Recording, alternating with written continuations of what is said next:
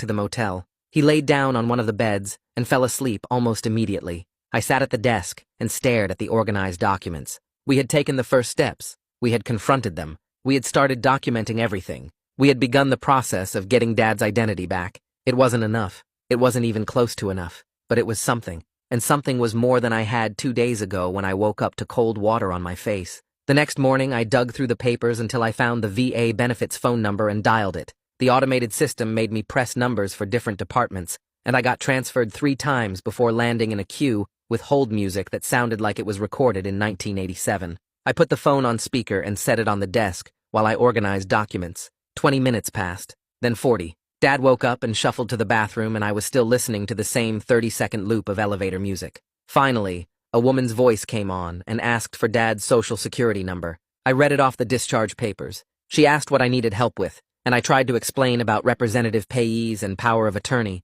but the words came out jumbled. She was patient, though, and started from the beginning. She explained that a representative payee is someone appointed to manage benefits for a person who can't manage them alone. That person has to apply and get approved by the VA. She said someone had been receiving Dad's benefits for years under that arrangement. I asked who, and she said she couldn't tell me that information over the phone without proper authorization. I felt stupid for not understanding all the acronyms she was using. POA and RPP and VARO and things I'd never heard of. I grabbed the motel notepad and started writing everything down, but my handwriting was messy because my hand was shaking. She explained the process for changing a representative payee and said I'd need to file specific forms and Dad would need to be evaluated. The whole conversation took an hour, and when I hung up, my brain felt full of information I barely understood. I called the shelter counselor and told her about the VA call. She said she wanted to connect me with Adult Protective Services because what my parents did might be financial exploitation of a disabled veteran. I hesitated.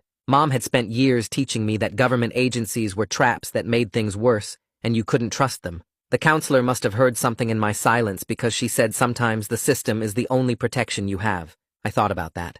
About how the system had already helped me find Dad when I didn't even know to look. About how I couldn't fight Mom and Mark alone with no money and no home.